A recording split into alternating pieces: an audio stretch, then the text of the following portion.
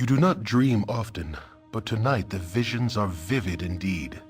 Long have you walked, but now you find yourself back amidst the stones of Candlekeep. Your former home looms before you, but the gate is closed and barred.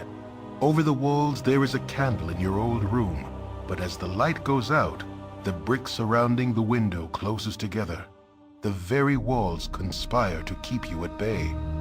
A familiar voice startles you. Though it is calm and caring, you cannot go back this way, child. You must go on.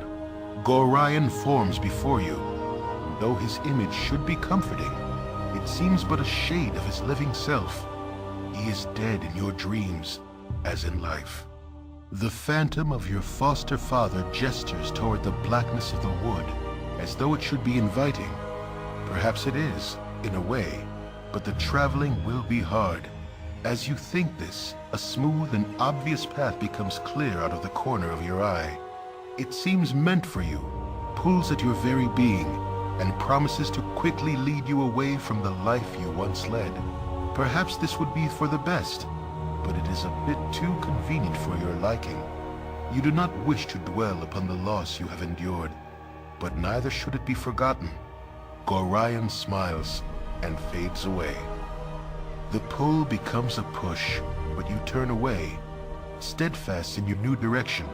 The way is not quite as clear, but it is sure to be interesting nonetheless. A whisper follows as you stride away, something vestigial and sinister that you recognize, but yet have never heard. You will learn. You don't look back. You are startled out of sleep with a chill. Though the night is warm and calm, it is though someone has walked across your grave, and for a moment you wonder if it was you. With this thought, the ground beneath you opens, and you are swept into the dark. When light returns, you do not find its presence comforting. Before you lay the empty mines of Nashkel, cleansed by your previous passage. You move through walls and floors alike, descending deeper and deeper, until a bloated figure comes into view. Mullahay, in no better shape than you left him, stands motionless before you. Held from whatever afterlife calls it, this foul apparition has been waiting for you. A dagger of bone hovers before it, ready for a willing hand to drive it deep. Had this creature breath, you are sure it would be hurling curses. It waits for the kill, a death beyond death, and knows no hope. You turn your back on the blade, and it clatters to the floor. Punishment enough shall find this creature in the land of the dead. You need not inflict any more upon him. Surprised and thankful, the visage of Mullahay hobbles forward and through you, off to whatever fate it deserves. Perhaps for safekeeping, it leaves a part of itself behind. It is a spark of hope that fills a space within you, a dagger-shaped hole you did not know was empty. There is a cry of rage from the depths, and the dagger of bone launches itself through the air, your heart its target. You awake just as it should have struck, and the cold sweat that covers you stings your eyes. A disapproving voice lingers in your ears, though it should have disappeared with the dream. You will learn.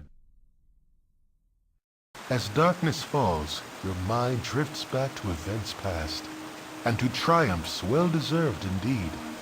A fortified camp secluded and guarded from the entire coast, and it is naught but easy pickings before your guile. All manner of bandit and brigand move about here, but you may as well be invisible amongst them. Your recollections are interrupted by a powerful gust of wind, lifting you high above the camp and woods both. Your arc crests in the high morning sun, and for a moment you are as a bird, free from your duties to those below. With unseen hands, the earth reasserts her hold on you, and suddenly you feel less like a sparrow and more like a catapult stone. Without impact or fanfare, the ground accepts your passage and does not strike back. In a moment, all is black, and for all you know, you have descended to the very core of the world. The rock around you illuminates, and a cavern slowly takes shape. Though you can see no more than a few steps ahead or behind, stumbling forward, you find yourself face to face with yourself. Before you is a likeness in stone exact to the smallest detail. A voice in the darkness accuses you, even as it seems amused. Such pride undeserved, great predator, when your whole being is borrowed. Credit where it is due, and dues where payment is demanded. A dagger of bone flies from the blackness and strikes the statue square. It cracks slightly, but the pain you feel is as though you were rent asunder. You were made as you are, taunts the voice, and you can also be broken. You fall backward into the void, and do not come to rest until morning wakes you. Tonight you dream of blood, not of blood on a blade or the blood on your hands, but an ichor that runs as a torrent through the realms, a flood that pours across the fields and forests, an ocean that floats you to the world's edge and threatens to cascade off into the void. This blood seems a frightening thing, a massive force that sweeps away all resistance. As a whole, it is a monster, and it cannot be stopped. Were it to be viewed from on high, it would seem to cover the entire world in its red-black embrace. You, however, do not have such a lofty perch. From within the deluge, you can see it does not move as one, but is filled with currents, eddies, and undertows. Pockets of calm afford breathing space, whilst violent whirlpools threaten to rend limb from limb. Ultimately, it seems undirected and lacks a driving will, a quality you have in abundance. You may be caught within, but sufficient determination can shape what you need to survive. There are still options open, still choices to be made. As the tide presses forward, you steer as you wish, atop a ship called Persistence, and under sails made of resolve. A sudden and deliberate wave puts an end to your course, and to the dream. It would seem that the flood does have some will, and took offense to your enjoying the ride. You close your eyes tonight, and visions of Candlekeep swim into view. As you pass through the gates of the citadel, there is a flash of memory, and you are a child of only a few seasons once more. At your side is Gorion, gray-haired even all those years ago.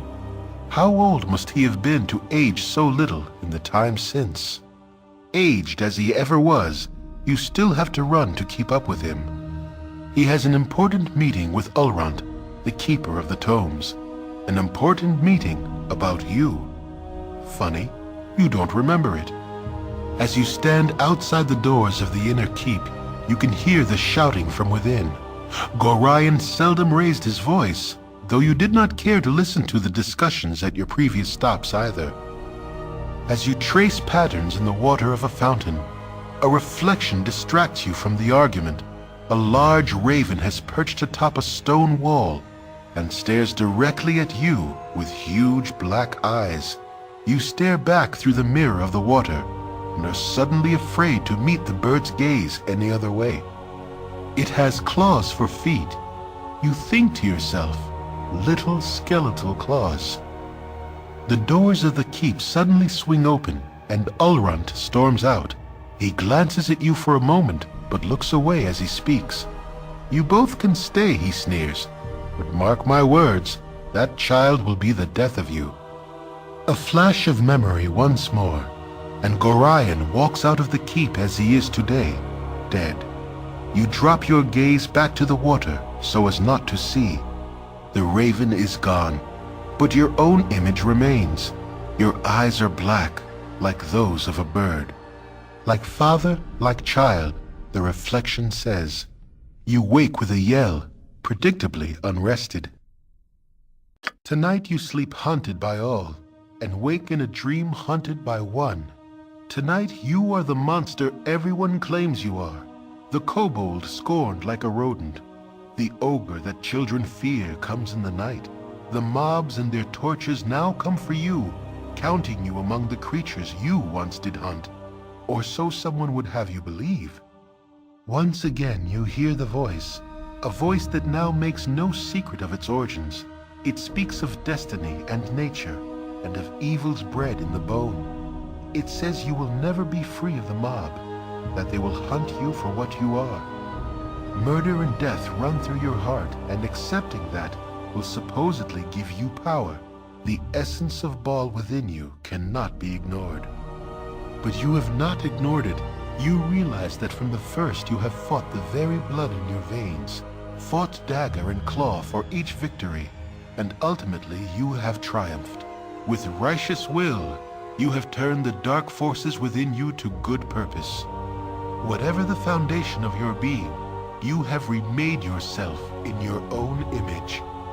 Amidst threats it does not yet know are empty, the voice tries to play upon your doubts, but finds none. As you stare unwavering, the presence grows weaker and weaker. As it fades from your mind, one warning does stand out amidst the din. It speaks of others that will listen where you have not, others that will embrace what you have rejected, and others that will be your death. This describes but one man, and you know of no other it could be. He who orchestrated your fall, deceived your comrades, and deserves all that your justice shall meet upon him. Saravak. He is a debt that must be paid to the whole of the Sword Coast. You awake sure of your cause, and of what must be done.